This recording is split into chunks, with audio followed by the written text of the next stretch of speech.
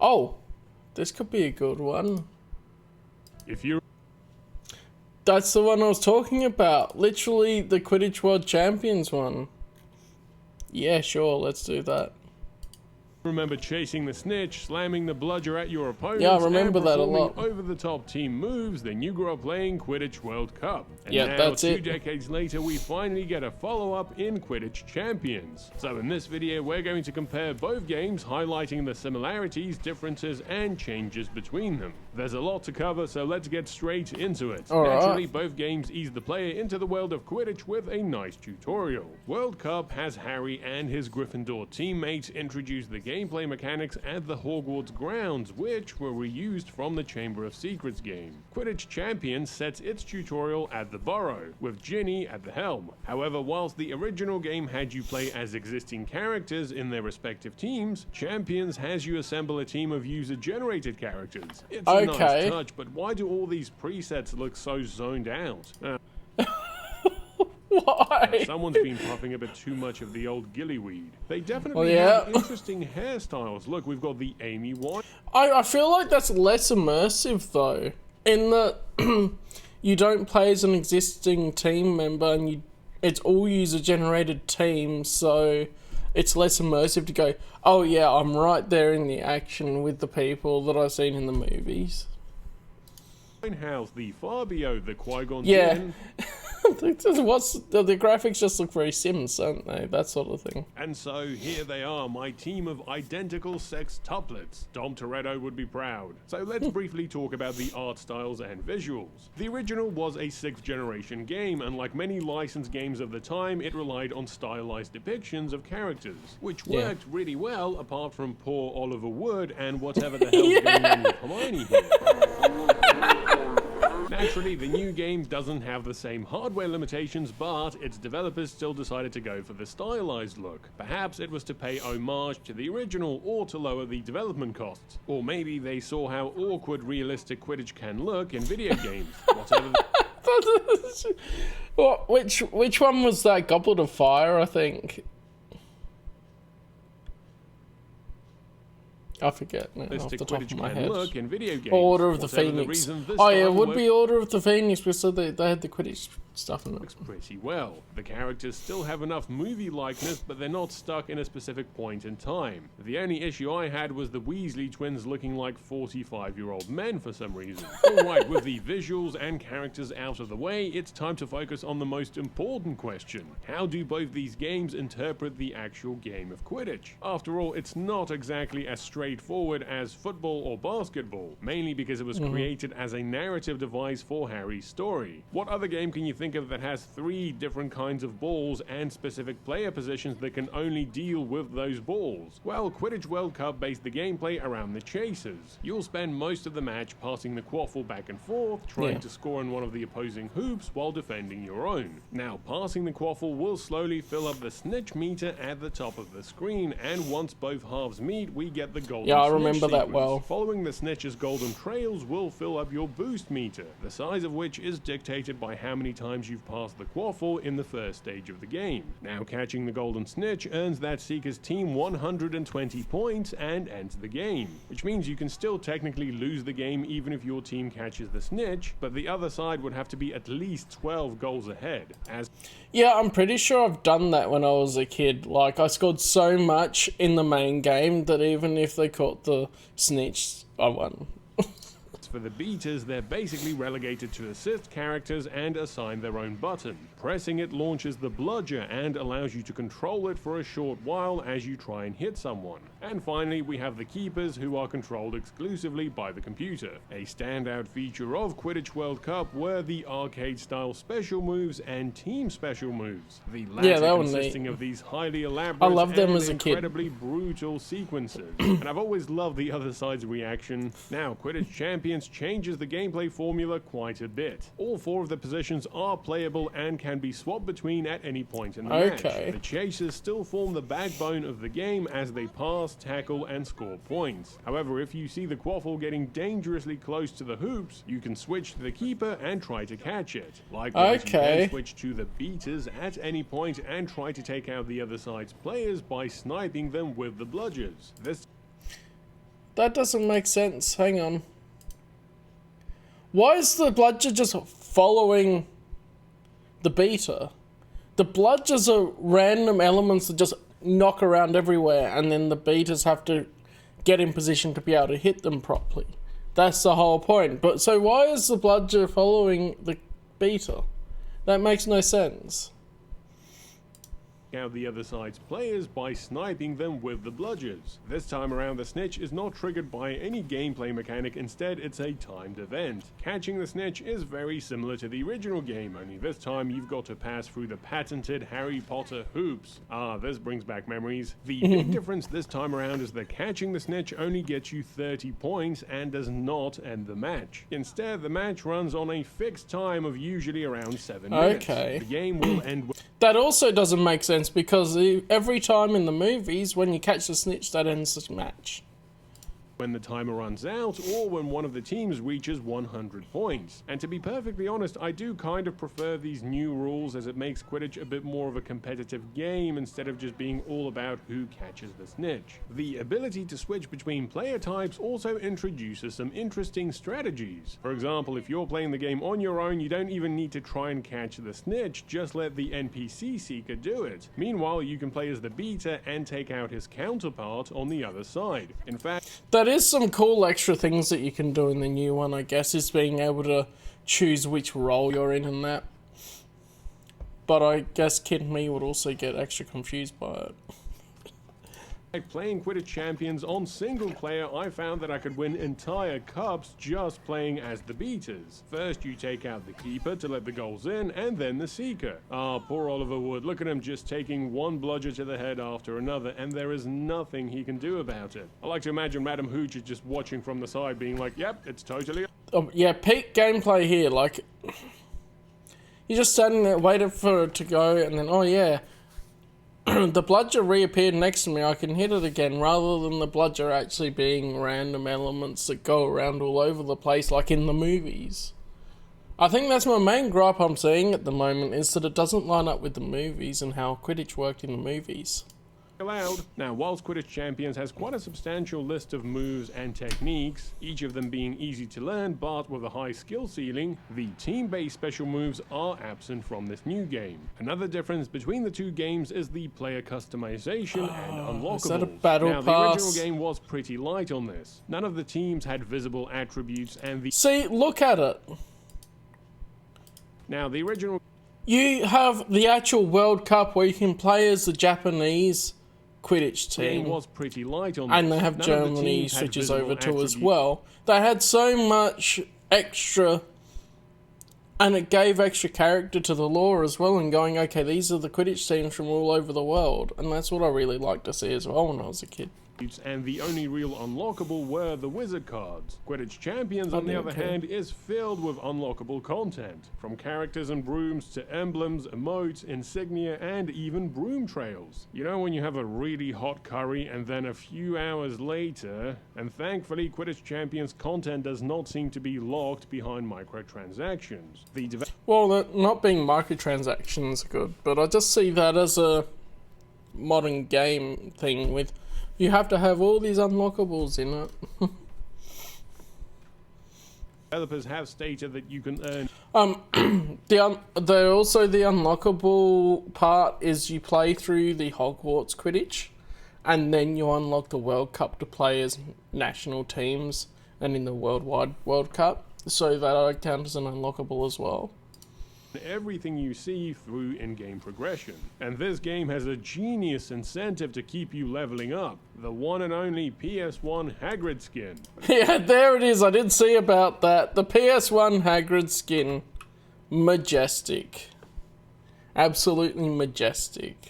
But it's not all just cosmetic unlockables. Quidditch Champions also allows you to customize your broom's attributes. Yes, indeed. And even has a skill progression system for each player on your team. All of these can be unlocked by playing challenges, online modes, and the offline campaign. And speaking of which, let's compare the game's campaigns. Quidditch World Cup's campaign was split into two sections. The first had you pick one of 4 Hogwarts houses and play for the school cup. Yeah, there that was also really cool. a summer and winter variant of the Hogwarts pitch. Now, winning winning the School Cup allowed you to progress to the Quidditch World Cup, where you could play as one of the 9 real-world countries. There's a Nordic in a team as well, that yeah. pitted them against each other. Each country's team was comprised of players with elaborate designs and uniforms. Yeah, it seemed like they actually cared so much about designing the teams, and I love that in the original game. Also, this game was released between the second and third movie, so some of the character designs were left to the developers, which is how we got this Fred Durst looking Victor Crumb. Each of the countries also had a unique special move, and some of them really leaned into the stereotypes, like the Americans playing basketball, the Australians surfing, and the Japanese doing martial arts. Yes, there was the Aussies in the World Cup. I'd forgotten about that, but yeah. This one guy literally killed a man. That's allowed. Another great thing about the original was that every country had its own unique stadium. For example, we had the English stadium in It was so cool to see all the different US stadiums. one that looked like an old college football stadium, the icy Nordic stadium, and the French chateau-style stadium. But my favorite has to be the Japanese one with the ancient castle surrounded by cherry blossoms and the sunset. Poor Australians though, they got this Mad Max-style pitch built into the Red Rock Mountain in the... Well, what do you think Mad Max is based on? It's literally in the outback.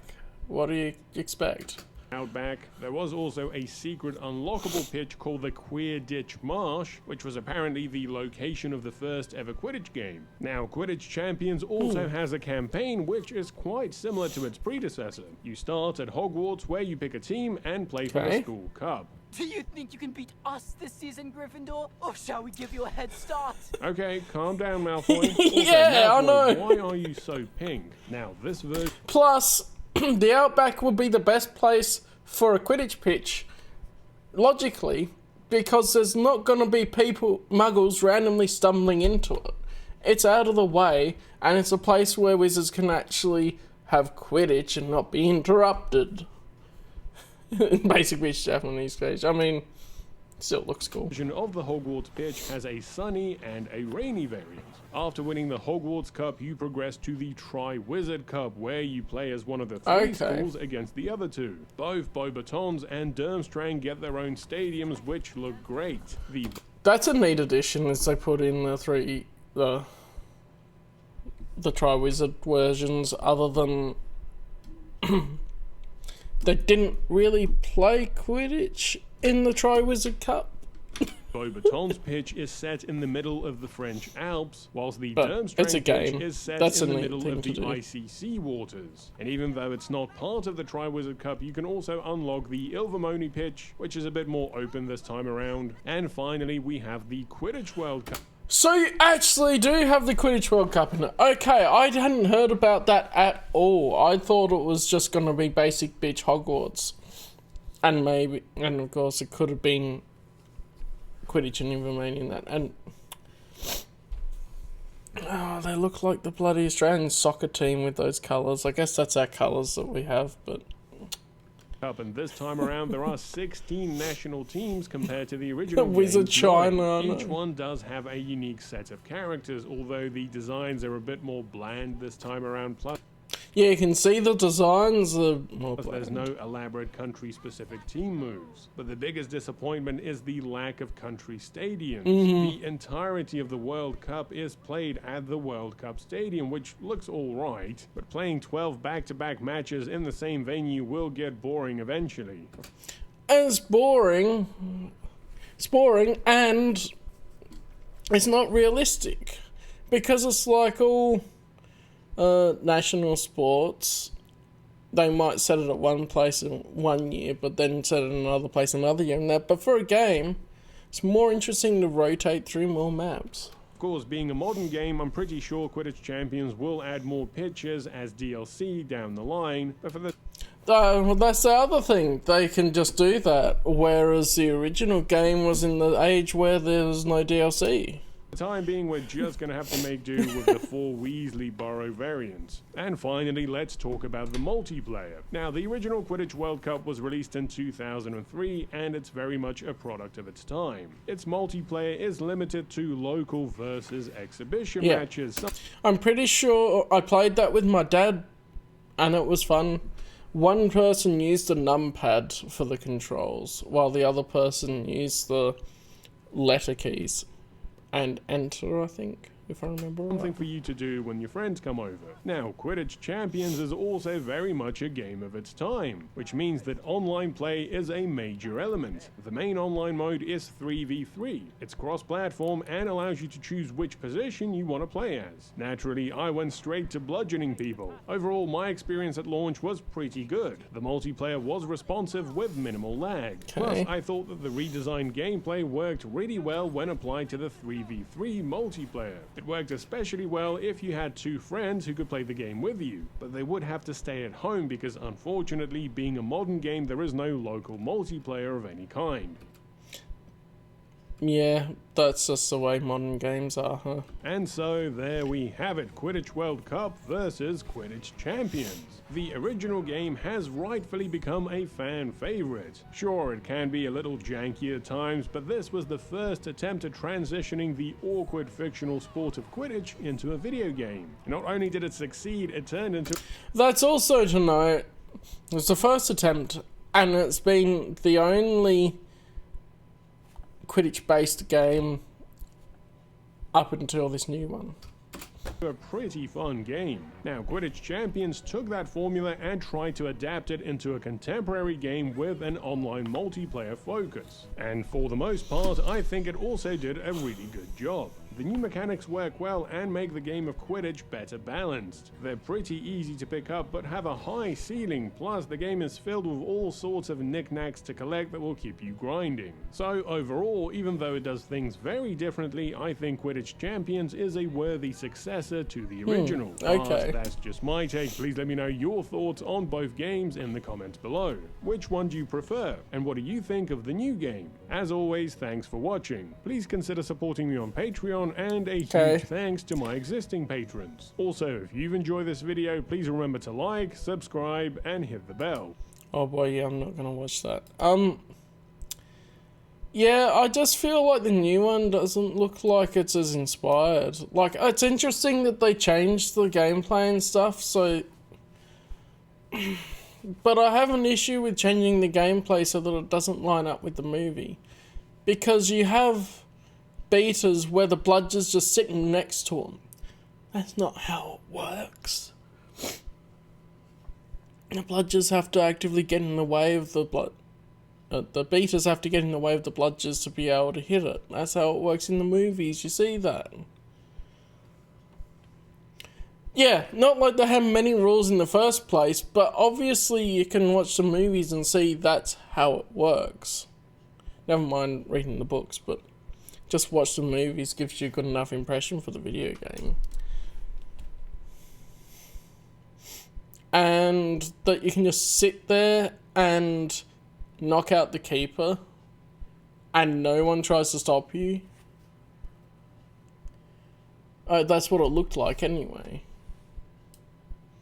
No, people know how Quidditch works. I played Quidditch World Cup.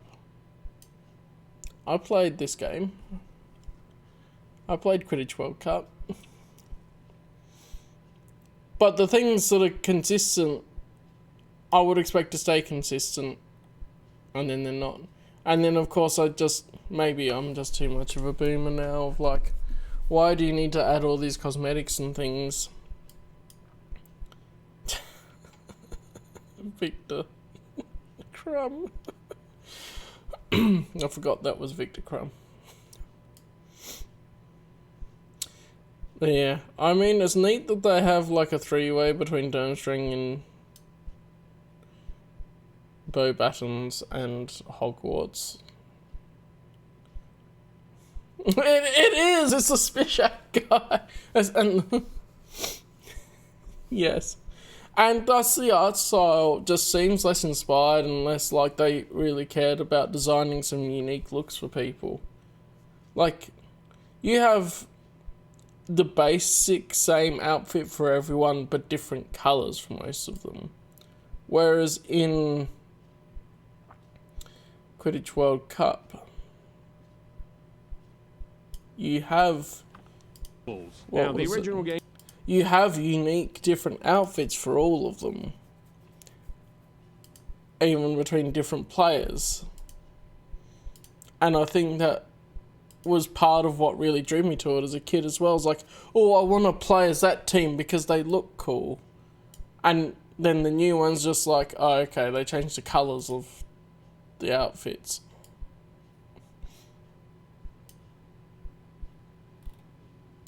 I mean, I guess here some have a helmet. But what was the one before that? It looks basically the same, but the colour swapped it. It's not like, boring. And also, Quidditch World Cup is where my kid brain went, EA Games, challenge everything. Or however it goes, it doesn't go like a slurp, but you know. The digital sound of it disappearing. Now I want to look at it again.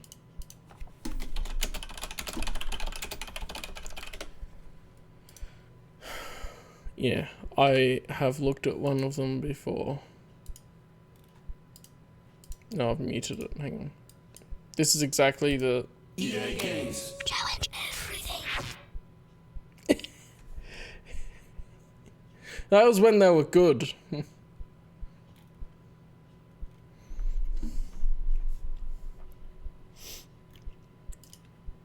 Challenge everything. Yeah, challenge the EA games, bro. Listen to EA. Challenge their games.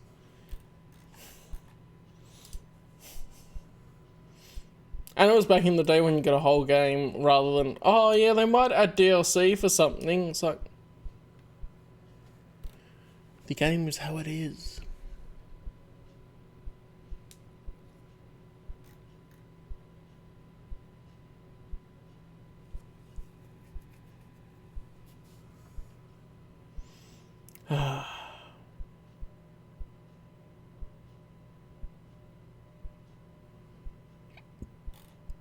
Anyway, maybe I'm just disillusioned on new games. I'm pretty sure. Pretty sure Quidditch World Cup is abandonware now. Yeah. It's literally on my abandonware.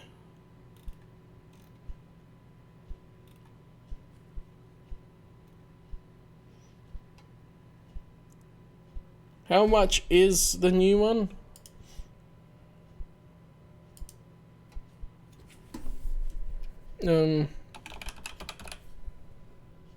You can pay $50. That's one of the pictures.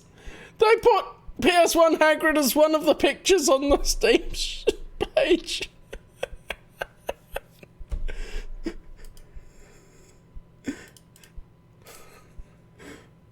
That's why they want people to buy it for PS1 Hagrid.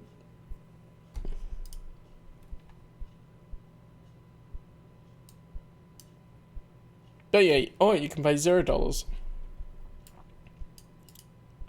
Tested on Windows 10 and 11, yeah. But I was on Windows XP, I think.